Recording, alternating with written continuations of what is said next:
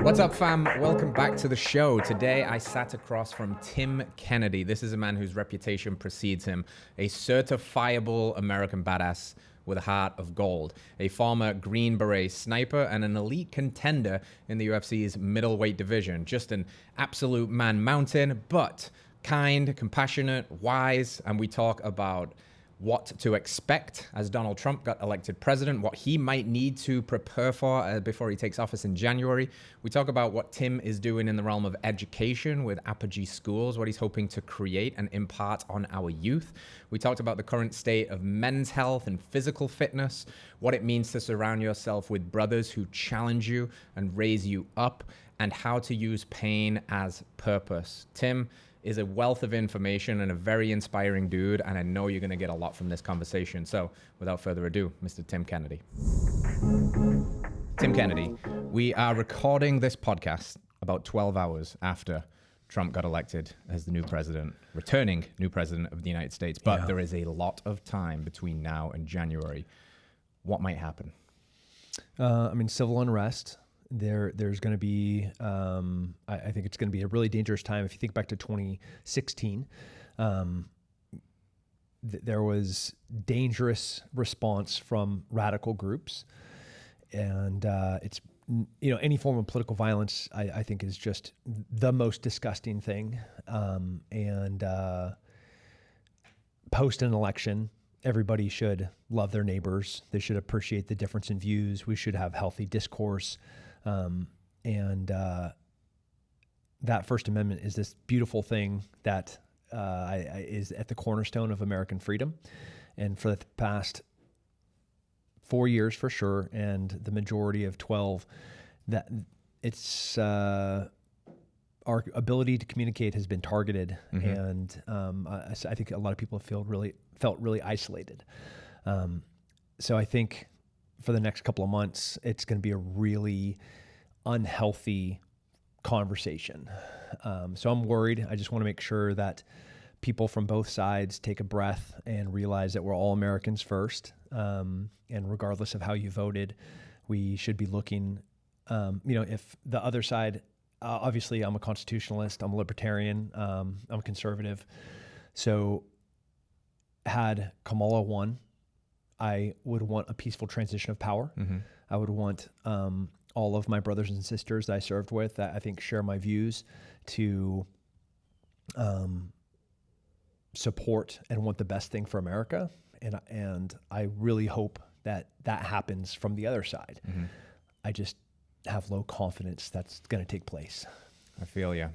And as a guy that's experienced war, real war, it's usually you hear those people saying, they're the bastions of peace. Like, you're a war guy, you're built for this, fighting in the MMA, like battleground tested, real, seen the darkest and the most challenging things, and peace is of the utmost importance, I think. Yeah, absolutely. It's a great motto of it. It's better to be a warrior in a garden than a gardener in a war.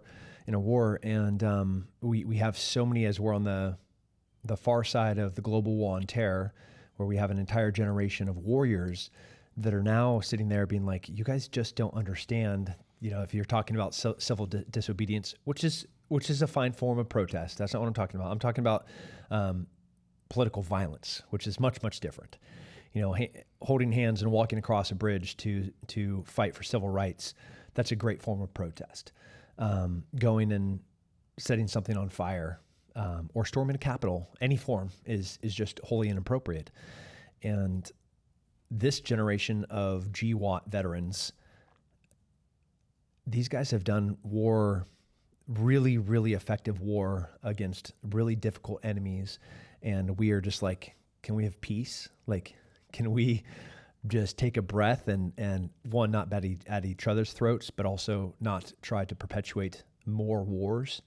And so we'll find out here. Yeah. What's the threat of the enemy on home soil? Like, what are we dealing with here? What is at stake? Yeah. So let's first define threat. I think Iran, China, and Russia have been actively attempting to destabilize our country, both diplomatically, information-wise, militarily, via proxies, and economically.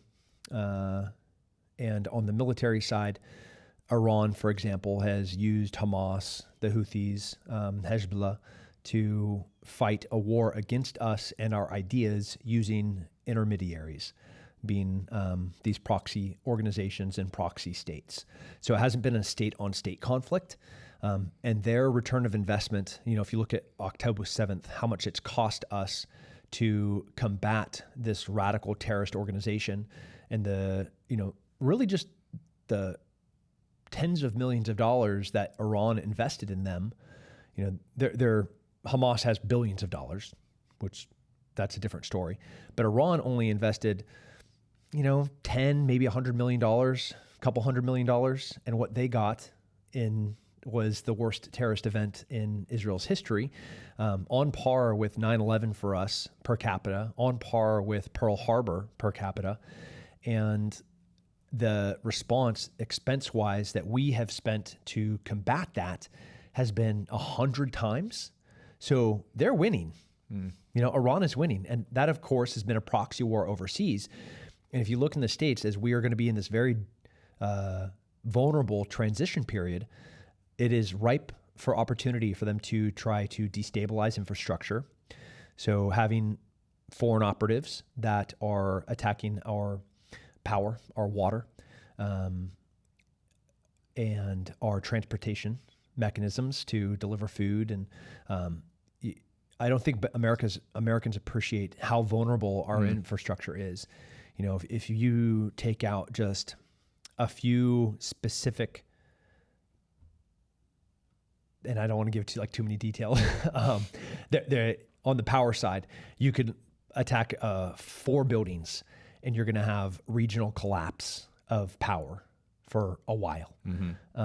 You could take out a few specific cell locations and we're going to lose our ability to communicate for, a week, 2 weeks.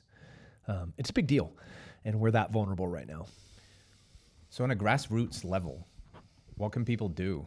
How do you get ready? How do you prepare without, living in fear, living in a cave, just sitting there waiting for the doom and gloom to strike? But what are some tactical, intangible things that people, especially, men, protector providers, looking after the family, what are some things that you'd suggest? Yeah, that's a great question. There's a special operations truth that says you cannot prepare for a crisis after a crisis occurs. So obviously we don't know what's going to happen.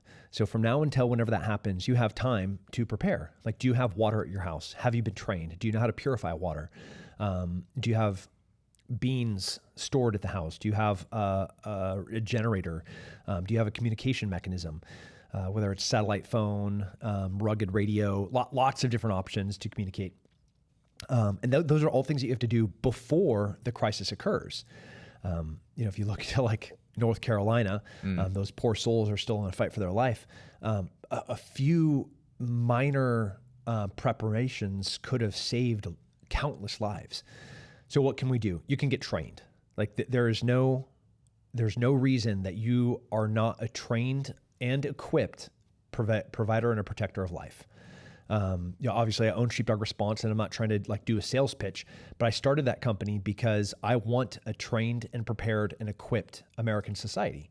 The reason that the Constitution worked was because, the we the people portion, the people was a powerful, individually responsible, self-sustained family. So that small nuclear family was able to carve their existence out of the wilderness, could fight Indians. And then ultimately when a tyrannical government was like, hey, you have to do this. And we're like, you can get fucked. And then there was a shot heard around the world, and we literally killed every single one of them or kicked them off the continent until we won. Not to to disparage here. Thanks, man. But that's to the level of the capability of the people. We're like, no, bro. So further than freedom is this idea of sovereignty. Sovereignty is that nobody has a lever to control me. I am so self-sufficient. I'm so individually responsible. I can provide for my family. I can protect my family. I need nothing from anyone. Just stay out of my way and don't kill my squirrel. that's kind of where we're at, and that's where we need to be. And for people in my tribe, in my community, and specifically in my family, that is how we are. So get trained, get equipped, get prepared, prepare before the crisis occurs. Yeah. Talk to me about the software, the internal stuff. What's between the ears? What's in the chest around some of that stuff? Obviously, you've cultivated an incredible warrior's mindset. Yeah. War zones, competition. What do you think is going on there? And between the ears is just a byproduct of what you do. You want to be mentally strong. You cannot be mentally strong when you're physically weak. These are mutually exclusive things. So the harder that you train, the more mental strength and resilience and discipline you're going to have. The more consistent you are putting yourself through any form of difficulty, struggle, better prepared will you be for what's going to, unbeknownst to you, what is going to come. And so I think those things are very interlinked. So how do you get mentally strong? You face adversity. You put yourself through hard stuff. And, we're a fat, gelatinous, weak, poisoned, unwell society right now.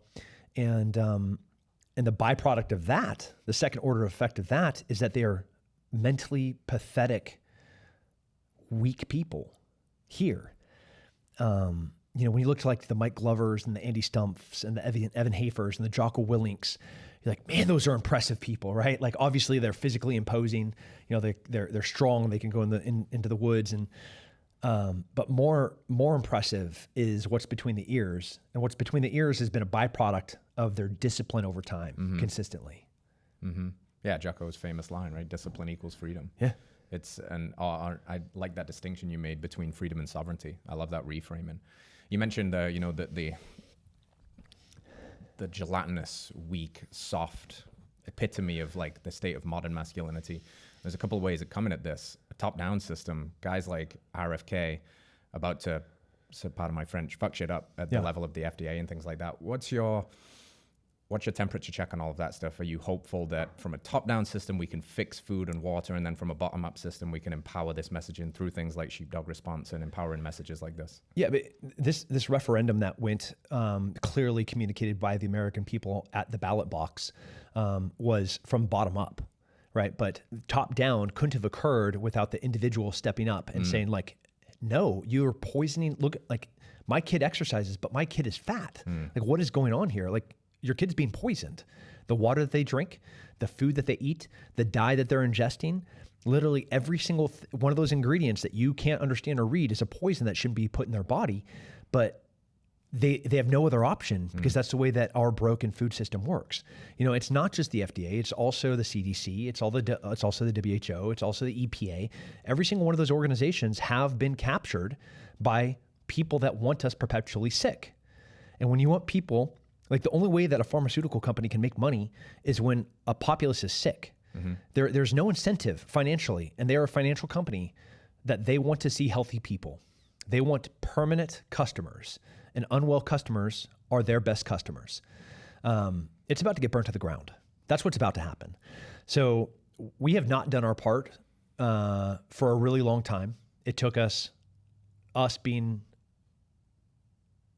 universally, globally recognized as unfit, unwell people. Yeah.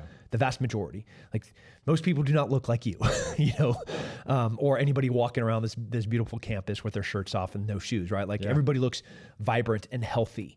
I just flew back. I was in Eastern Europe and then in France and England, and I got back 2 days ago. And my brain, the moment I landed in Atlanta, could not process the immediate difference from what I was just around. And I was surfing in southern France. I was hunting in, Wiltshire, England. Everybody is outside walking, and the people just looked so full of joy. And then I landed, and then on the Eastern Europe side, those people were incredibly fit as a preventative measure for what they know to be potential Soviet incursion. So they're just always resistance minded, which is a beautiful thing. So I went from like this hard fit person to like this beautiful, healthy person to like this outdoor loving, vibrantly full of joy and life person to then like everybody's twice the size of what I just saw. And all of you, like your skin looks gross and greasy. Your hair looks nasty. You know, like your shoulders are slumped forward. You're fat as hell. And it was like one flight and what is going on? Mm-hmm. So top down, it's about to get real, but as if we're just saying RFK Jr., he needs the support of, like, we won the popular vote.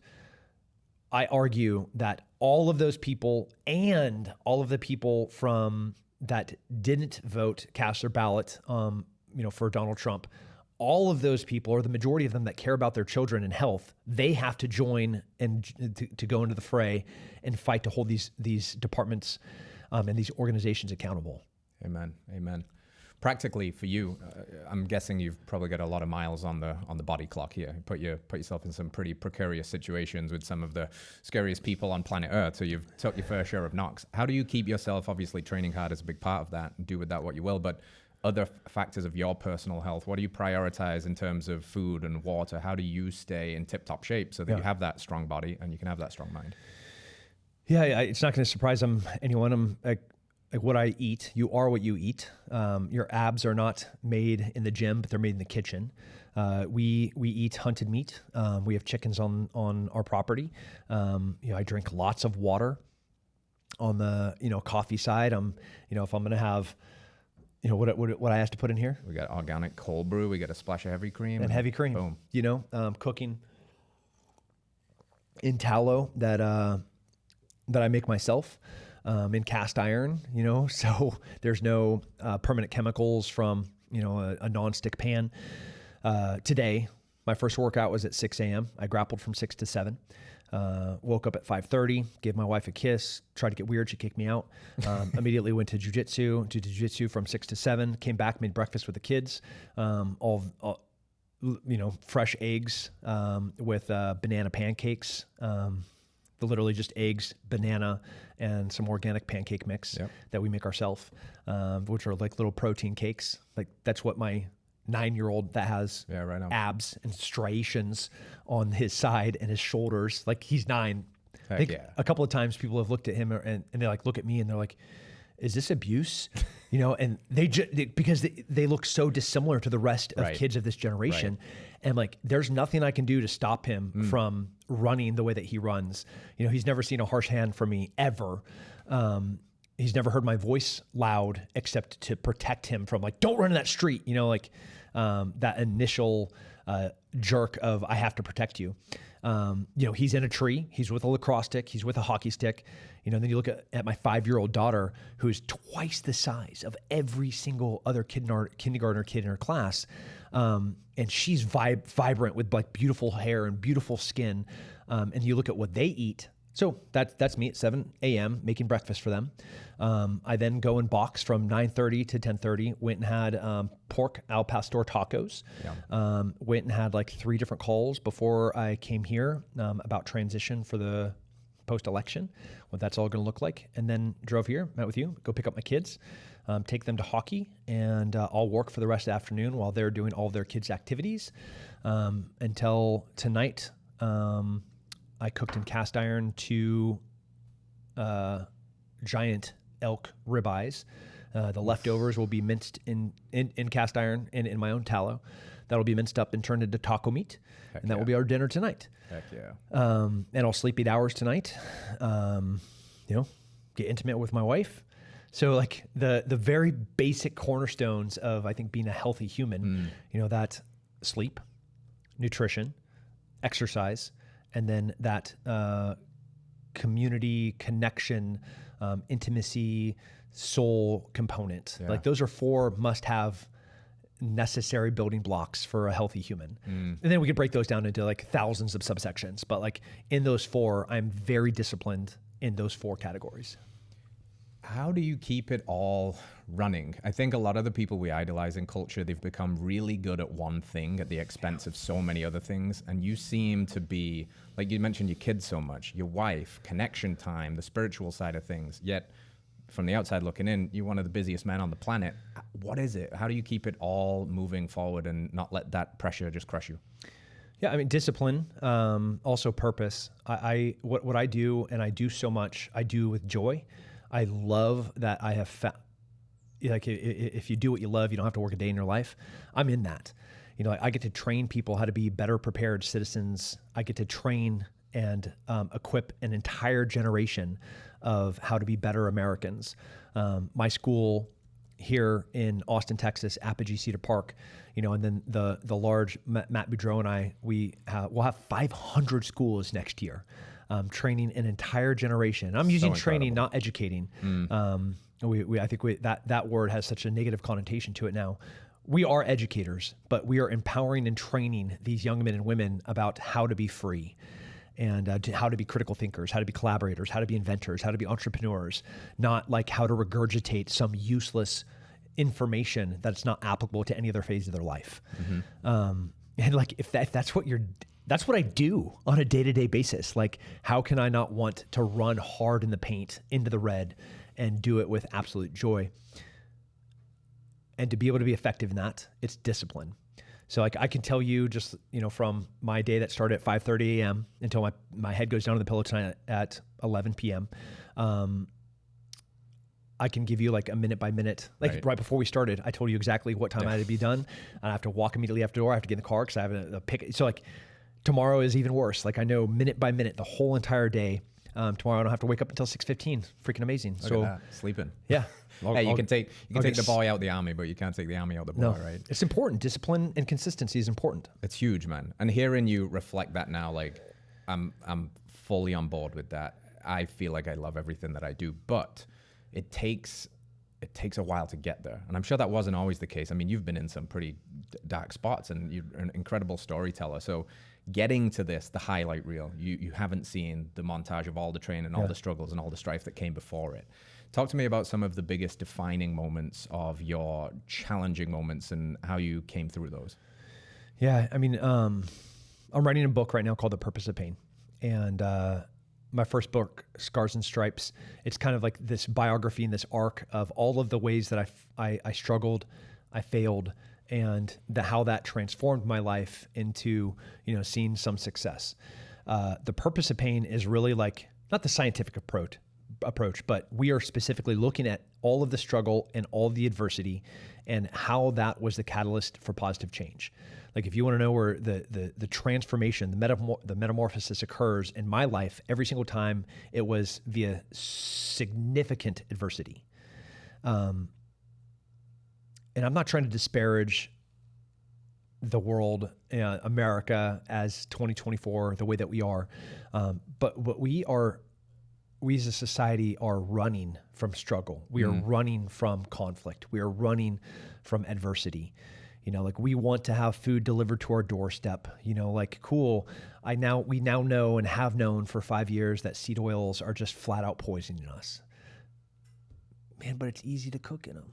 So like, I guess it's fine, maybe, you know, like, wow, these pans that we've been cooking in actually put chemicals into our food that will give us cancer.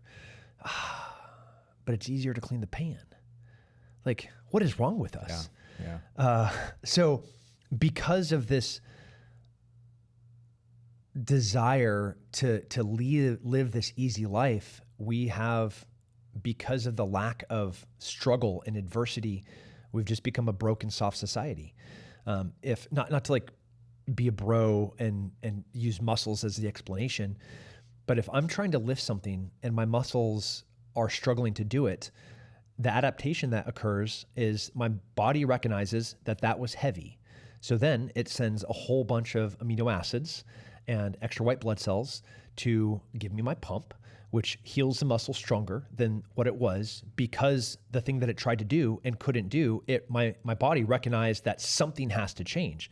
That was because of adversity. That was because of struggle. That is not just physical. That's just the easiest example of it. But to resilience and mental strength, and to spirituality, and to monogamy, and to how you are as a father, and to how you are as a CEO. Every single one of those things comes from struggle and adversity. and then the adaptation that comes after that. The catalyst for change was the pain. So as I look back to, a young man that's taking his clothes off, as he has a few women pregnant and he thinks that he has AIDS, just crashed his motorcycle, the patriarch of the family, the greatest generation, my grandfather, dying on the bed of emphysema, and I start swimming due west into the fog.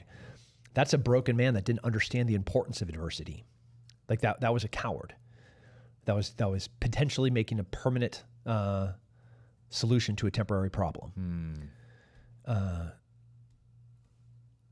I can list 100 other examples of that coward. When I first got to the teams, and I thought I was like the baddest, raddest, strongest dude on the planet, and I didn't know anything. I'm arguing with my boss. I'm literally wanting to fight my own teammates. Was that McPhee? That's right. McPhee? Yep. Yeah. What did you learn from that guy? He seems like I learned character. so much from him, and he is in good and bad ways. Right. He's just he's a great warrior, and he was exactly what I needed in that period, which was a heavy hand to shape a broken young man, as we all are. And as I still am. Fortunately, I have incredible people around me still that are there to pick me up when I fail at something, and I'm failing often. There's this idea that women can raise great people, but it takes men to raise men. And sometimes... That's not an idea, that's a truth. Yeah, I feel that too. Can you give me... You'll be hard-pressed to list examples of a man that has gone on to do great things raised by a woman. Yeah. There are a few, which are beautiful outliers, and I love the human spirit. Statistically, we know that men raised in a single woman household have higher rates of substance abuse. They go to jail at an insanely higher disproportionate number. Suicide, high school dropout. Every every metric that you can measure success of a young man in a single woman household is horrifically the picture that is painted about how dire their situation, their chances for the future are, is because they need men. Mm-hmm. And culturally, if you look, the overwhelming majority of teachers are women, and kind of like men are being raised culturally by women. So it's extra important to seek that out. What would you... Not in our schools. Yeah, well, I certainly want to come to Apogee, it's just fascinating to me because I have a 5-year-old at home and a 1-year-old at home, and we don't want anything to do with like the centralized school system, so to speak. Yeah, well, it's about to go away, so. Well, excellent. Tell me more about that. Like the Apogee model that you've got is endlessly fascinating, and I'm a huge proponent of this. Yeah, so Matt Boudreau, who is president, CEO of running it, my partner, he and I, he was running Socratic schools, giant Socratic schools, and had come from public education, where he recognized that he could not have the positive impact that was necessary to save these people in these young minds. He couldn't build critical thinkers. He had to teach the curriculum. He had to teach to a test. He had to teach to a state standardized form of memorization. And he's like, okay, that's not going to work. So went to the Socratic model, launched these gigantic campuses that ended up being a couple of the largest Socratic campuses in the United States. But he still recognized that there were some really important elements that were missing. And that was the full family approach to education. Like, nobody is responsible for your 5-year-old besides you. Mm-hmm. Like, it is not the teacher's job to teach that young soul morality and ethics. That is your job. Mm-hmm. It is also not their job to educate them. Like, you are empowering them and giving them tools to educate elements, but ultimately it is you to approve how they're going to be educated, what they're going to know, how they're going to be collaborators. And this is where Matt and I just like freaking landed together. Have you seen the videos of like high schools in the 60s and 70s working out outside in the gyms doing the monkey bars and stuff? It's and they're all wearing different color shorts because they're different level of fitnesses. Not everybody got the same PT uniform because not everybody got a participation trophy. That's right. Yeah. And they desperately wanted to be able to do that max number of pull-ups. They desperately wanted to run that 6-minute mile. They desperately, because it gave them position. Yeah, status. And that for good reason pecking order of who is the fittest. And then if I wasn't, I'm aspiring to be able to beat that person. And, throughout history, when you look at Magic Johnson and Larry Bird, George Foreman, every one of these epic fighters or athletes, there was always a rival that they could just push themselves to. And when you take that rivalry out, when you take that competition out, you really deprive somebody from their potential. So by no means are we like in curriculum directly creating competition, but it is a very healthy byproduct of a healthy culture of a group of people that are wanting to push each other to be better. And that's the vibe of these campuses. They're young, they're vibrant, they're full of life and energy. You hear screams of laughter and joy. There's half the campuses are being run in CrossFit gyms, in jiu-jitsu gyms, like in the gym. Like they got cool. jiu-jitsu in the morning, and then they got kid class from 10 to noon, and then they have jiu-jitsu class from noon to 1, and the kids are back in there from 1 until 3 when school is over, and they've done jiu-jitsu one time at least, or they've done CrossFit, and the school is occurring in this space designed for fitness. It's so freaking awesome. Oh, it's incredible, dude. Yeah. Who's that for? Like kids and parents? Who's the kind of person that you hope this becomes attractive for? But who's it attract right now? What kind of clientele, as it were? Yeah, it's a full family. So usually it'll be like one or two, like a father and a son. A father maybe recognizing that there's elements of him being a father that are absent, and he's looking, he's searching for other resources to be a better father. Like, how beautiful is that, right? Yeah. And then he brings his son with him, and then he's like, wow, this is cool. And then like the full family comes in, and then they start their own school, or now that we have a women's program, we have women that are going through the mentorship program, and they're like 70-something% of all divorces start with the woman. And they're recognizing that they have a responsibility and where they have been failing. And then they look at their husbands and they start showing them the respect and admiration and appreciation that the husband has so desperately been craving. And the husband's like, dude, what's going on right here? And then he starts realizing all the ways that he hasn't been selfless to her. And then he gets on the mentorship program, and then bam, the whole family's in it. Okay. And then the kids are going to an apogee, or they're starting their own school. And of our first 50 campuses, all of those campuses came from our mentorship program. So we kind of have like this online mentorship approach, which is obviously nationally. And then we have physical campuses, 50 of them in 2024, nearly 500 of them for 2025. And in light of last night's election with school choice and school vouchers coming to be a reality, we'll have 3,000 or 4,000 schools in a couple of years. That's amazing. Yeah. Nationwide? Yeah. Targeting every state? Worldwide. Let's fucking go. Yeah. Let's go. What's the hope? You get these impressionable families, and in particular, it's obviously very kid-centric. What's the hope that when they come out of this thing, how are they transformed? Who are they in the world? They're whatever they want to be. That's the most important thing. When you're going through this conveyor belt education system, everybody's coming out the same product. Like, they are future tax mules. Like, they are consumers.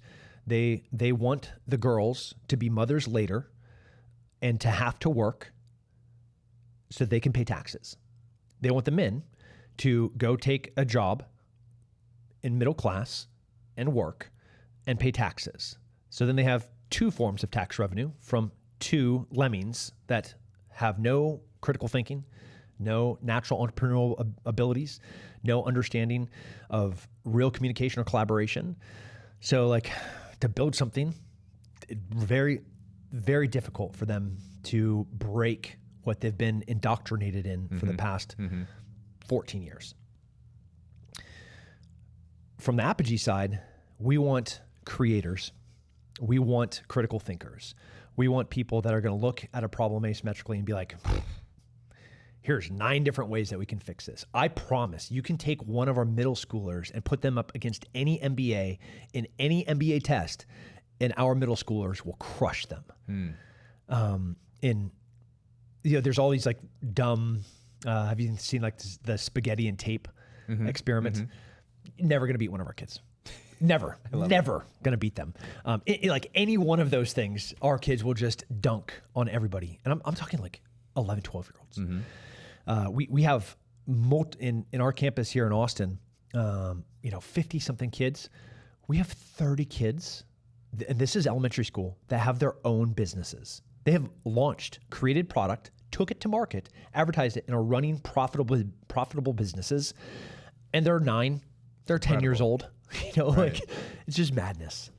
Yeah. So to answer your question, what do I want? I want somebody that can determine their own destiny, that's in line with their passions, can live free and sovereign, and with joy and passion for life. Heck yeah. Like, you tell me where that exists in public education. It wasn't my experience. Nor mine. No.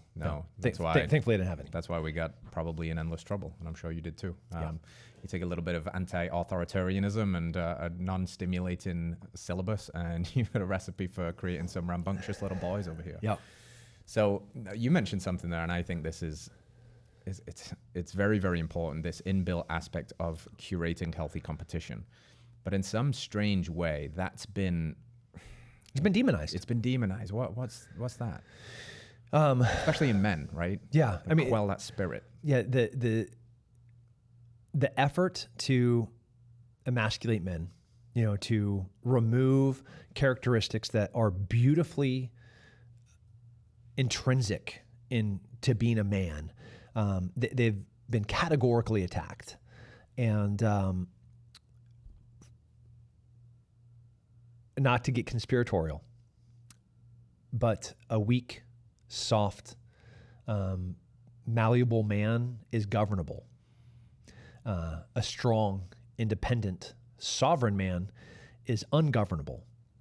And it's very easy to derive control over one compared to the other. So I really do think that it has been a systematic attack to try and break down society, starting with the man, the family, and then how men and women, how that hierarchy is supposed to exist. And they have very strategically crafted this inaccurate picture of the roles of men and women. When they look at women that want to be homemakers, they too have been demonized. Just like the man that wants just a mom. Yeah. Right. Like what are you talking about? Like my wife she has a graduate degree. Like she broke every single record you could possibly, graduated high school at 15, CFO, and she was beautifully made to be the best mom on the planet. And really came into the beautiful fruition of who she is as a human when she was able to do that. Yeah. Like, do I control her? Absolutely not. Do I empower her? 100%. Am I the head of the household? I absolutely am. Does she support me? 100%. Will I selflessly do absolutely anything to support her? And the whole point of me being in this role is to empower her to do what she wants with her dreams. Absolutely. This is the dynamic that's supposed to exist. Right. But that idea has been so curated and editorialized and painted in such an inaccurate picture. So to that competition,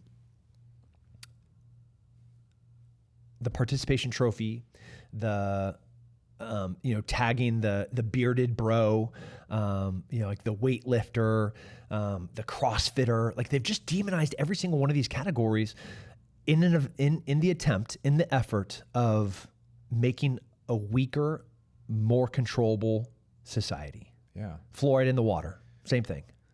I agree with you, and I struggle wrestling sometimes with why. Is it purely like just because our incentives are so broken and those are like the lemons that pay the taxes? Because you would think if you zoom out high enough, that's a threat to our survival. It's a threat to existential risk like war. If we have these people that can't even tie their shoes without getting out of breath, it's not a good plan. Yeah. What do you think? I mean, 78% of current Americans that are age appropriate to go into service are not eligible to serve because of physical fitness, drug addiction. 78%. That's wild. Yeah, highest in the history of our country. We are not a country that can be overthrown. We are not a country that can be invaded.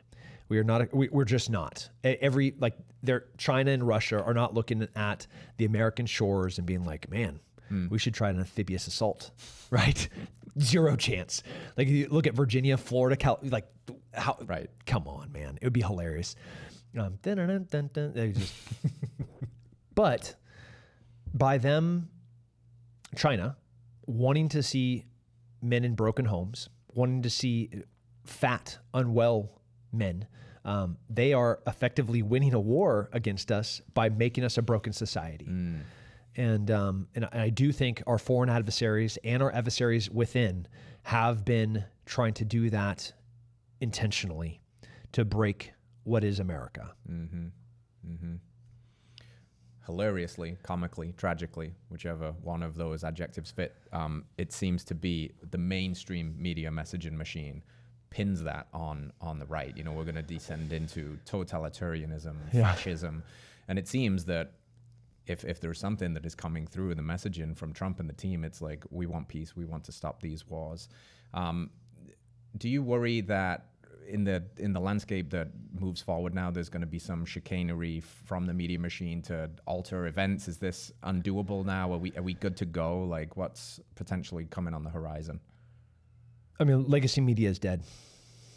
Well, Rogan helped a lot with that over the last week in particular. I mean, holy moly. Elon with Twitter, with X, you know, the citizen has become the reporter, right, the individual journalist, the way that it used to be. And we've the pendulum swung too far. They should have known. They should have recognized that they had just pushed to such a dangerous level of ideological propaganda that the pendulum has to swing back. And they just kept pushing. They kept pushing. You know, they mobilized every single person in Hollywood, in the music industry, every single person in legacy media, all for one effort, which ultimately created the largest, most sweeping, historical election in American history. Yeah. And so if you want to categorically point to the failure of legacy media and the influence of Hollywood and the musical industry, you just point to this election. Are they going to try some shenanigans? Absolutely. Are they effective in communicating that? No. They have been the propaganda wing of a single ideology, and that ideology has failed, as has their propaganda effort. So if they don't pivot, they're going to die. If they don't change to, not that everybody needs to be Joe Rogan, not that everybody needs to, be Sean Ryan, but if they don't pivot to free information with truth and accurate reporting at the cornerstone, and not, their editorialized, inaccurate representation, then they're going to die. Mm-hmm. Yeah, honesty. Imagine that. Yeah. Wild idea. You mentioned the importance of having a rival to pull something out of you that otherwise you might lay dormant. What's your current rival? How do you keep yourself sharp? Yeah, I have a bunch of them. When it was fighting, the fight to fight Michael Bisping, that was 5 years in the making. Yeah, it was a spicy one. Yeah, the fight was whatever, but it started. He fought my friend Jorge Rivera, and it was a really dirty fight. And he ended up spitting on one of my friends, and there's a couple of kind of like cheap moments in that fight. And it was at that moment where I was like, no matter how long it takes, I'm going to fight you. Yeah. And when I fight you from bell to bell, I'm going to beat the brakes off of you. I'm not going to submit you. I'm not going to knock you out. I'm going to lay it on you for every minute that I have in a fight with you. So then I trained harder. I fought harder. I had the longest win streaks in my career, looking to fight a man. He was also in this position of being like a permanent title contender. Mm-hmm. So having him as like my bullseye was putting me within one fight of a title shot. So there's kind of for me, in that instance of that specific rival, having that as my object meant that I'm moving to compete against the top 1%. So who are my competitors now? Who are my rivals now? Yesterday was Jason Khalipa in love that guy. Yeah, he's an amazing human. Literally, we go to work out and we end up creating a fitness test, a 5-event fitness test in 5 categories with 5 different movements, 5 things that every single protector or provider should be able to do, man or woman. And then once we set like the base standard, like everybody should be able to do this, which is the lowest limit, like 3 pull-ups, 20 hand release push-ups, be able to carry a farmer's carry of 50% of their body weight for 100 meters, be able to do jumping over bar burpees, 15 of them in 90 seconds. There's one other one in there.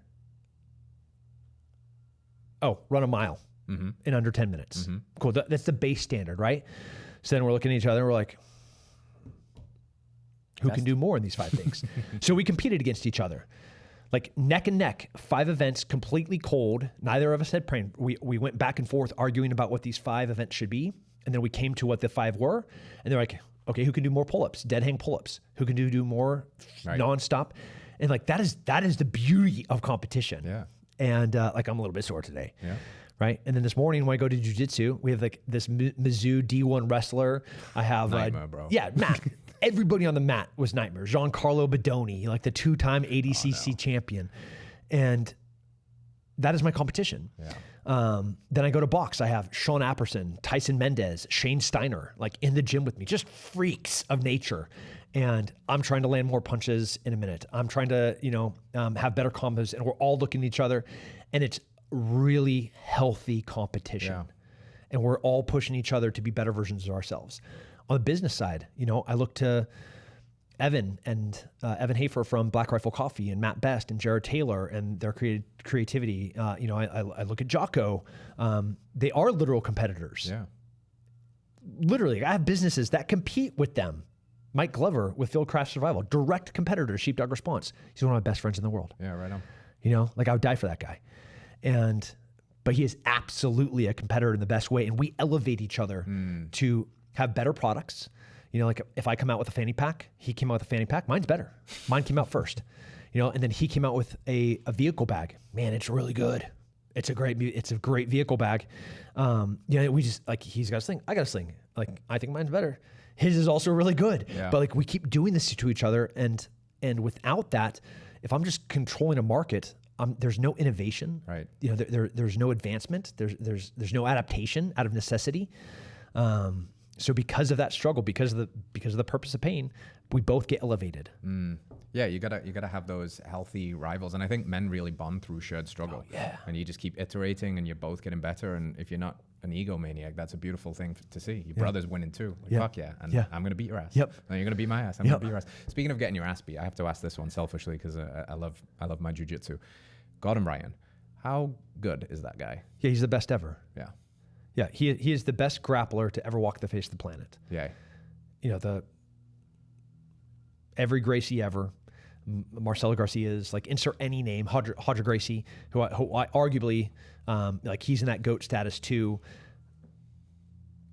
But there's never been anybody like Gordon. And I know you've rolled with the who's who. So I've rolled with everybody. Yeah. Like competitively, like obviously against Hodger Gracie.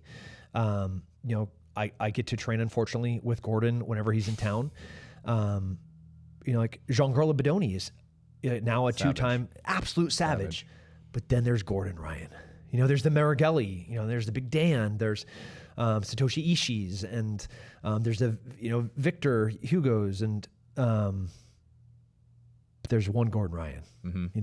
Just like John Jones is to fighting, and John Jones is the greatest pugilist to ever exist, and we have them both alive today. Yeah. Like you lock John Jones in a room with any person that's ever walked the face of the planet, John Jones walks out. Right. There's 7 billion people on the planet today, and you can go back to the beginning of time, and John Jones is walking out of that room. That's who John Jones is. It's gangster. And then, by the way, Gordon Ryan's training John Jones right now Yeah. for the Stipe fight. So Yeah. that coming together is a scary Yeah. combination. And they're both great people too. Yeah. You know, of course, they have storied lives Yeah. of adversity. No doubt. But Well, I've been around jiu-jitsu and MMA for a long time. Mutual friend George St. Pierre, and one of the things that, it's like this Peterson idea. You want to be a monster but have it under voluntary control, or you want to be dangerous but not a danger. And I know some people, like, you could literally kill me, and you give off nothing but warmth, and it creates safety for those around them. Have you experienced that in the same too? Because you've been in rooms with literal killers. How does that integrate into normie society?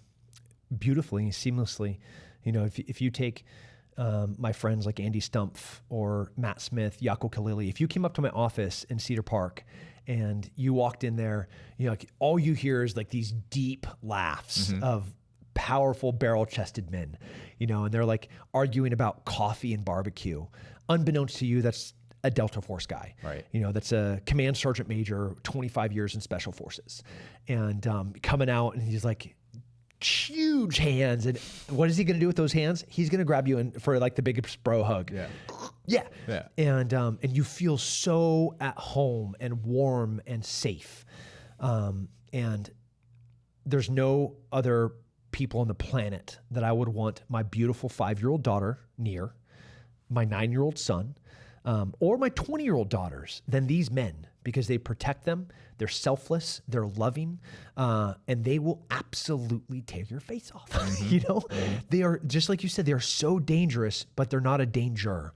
They are so capable, and because of their capability, they are confident, and because they're confident, there's no ego, and because of it, it's selflessness applied. It's this this transparent, beautiful soul now that can just project positivity out into the world. But they can't be able to do that without understanding darkness and violence first. Yeah, right. There's nothing to prove anymore because they've been to those places. Yeah, I love these dudes. Yeah. Do you miss it? Do you miss because I know you still get after it. Like, you're competing on a day-to-day basis with guys like Jason Khalipa, but do you miss the lights? Do you miss the pressure of, like, I can't imagine for a second putting yourself in some of the situations where you've dropped in not knowing that you are guaranteed to come out alive. Is there a part of you that still craves that, longs for it? What's it like? Yeah. That will never go away. Right. Look at Chuck Liddell. Does that guy still have the itch? Yeah. For sure. He wants to throw that overhand. He's 51 years old? Yeah. And like you can see it in his eye. Does George still last year he was like set to compete in a grappling match. Like that will never go away. And as I'm trying to gracefully age and make sure that I have longevity for my kids and for my family and for my businesses, of course you have to be more mature and strategic about how you spend your time. But that yearning is going to be forever in my DNA.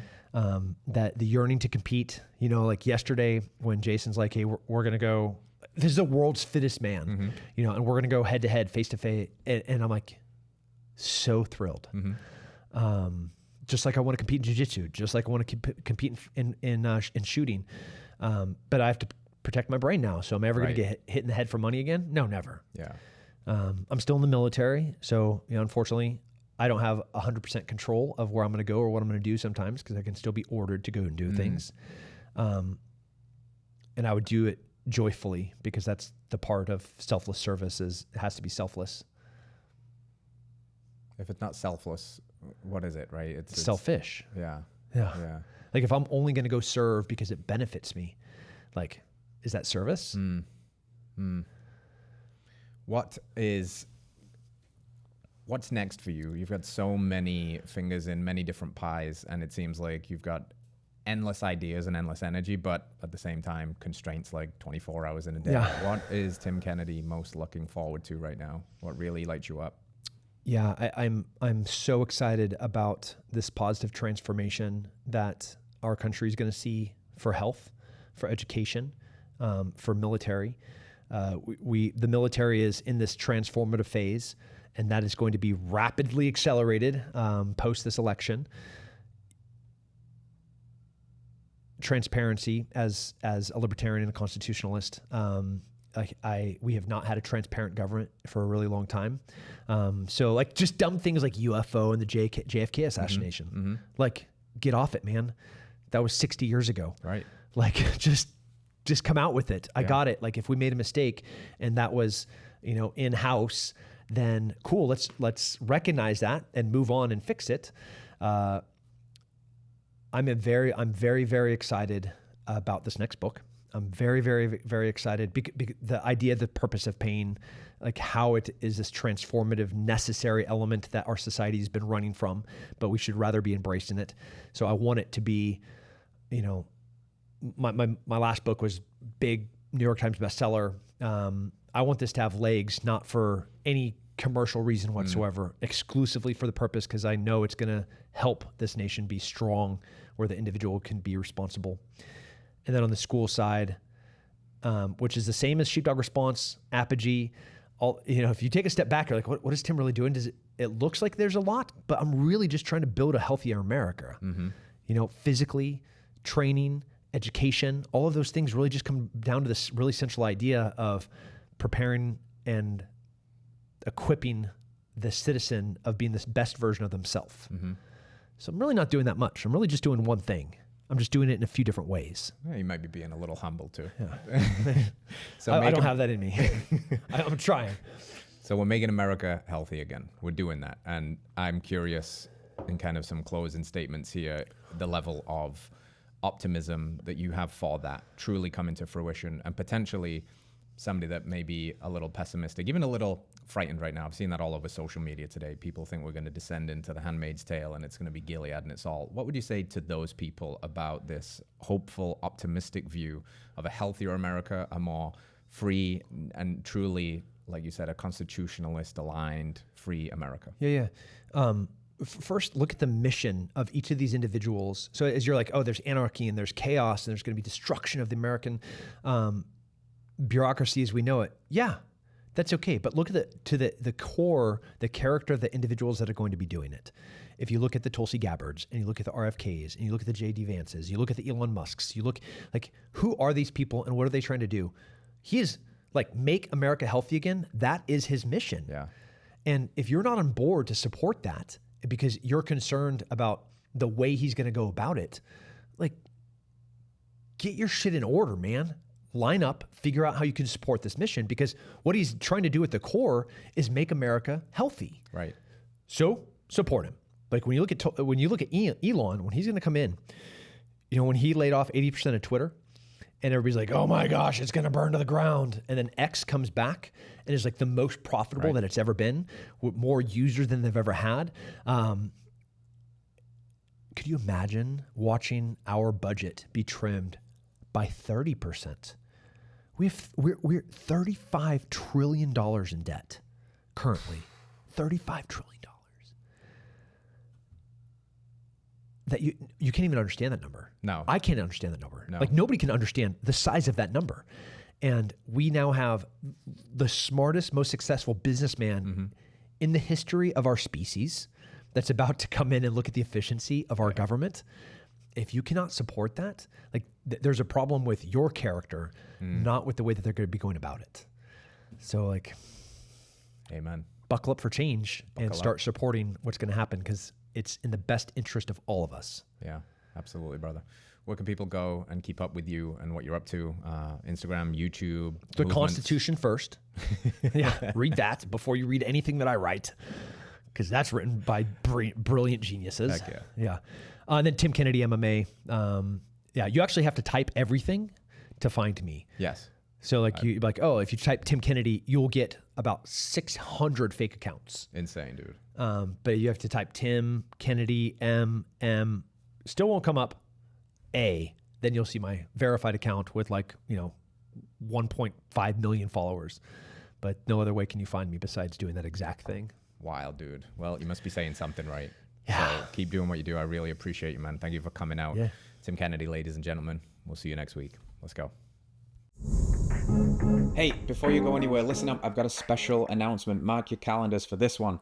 November 22nd, Heart and Soil is dropping a new documentary called Fed a Lie. This is going to be the documentary on seed oils. The end. The nail in the coffin. Expect to hear from experts like Dr. Paul Saladino, Nina Teicholz, Dr. Chris Kenobi, even superstars like Bethany Hamilton, as we gathered the big dogs to put an end to the seed oil madness. If you want to check that out, go to Heart and Soil's YouTube, subscribe, and go to fedali.film. Plug in your details, and we will make sure you get the link as soon as that goes live so you can spread it far and wide. This will be an incredible conversation starter at the family table over the holidays, and it will be you helping us to spread this message of radical health and be a part of the healthy revolution. And as always, thank you for being here. If you like the show, please like it, subscribe it, and share it. Help us to spread this message of radical health. And we'll see you next week. Big love.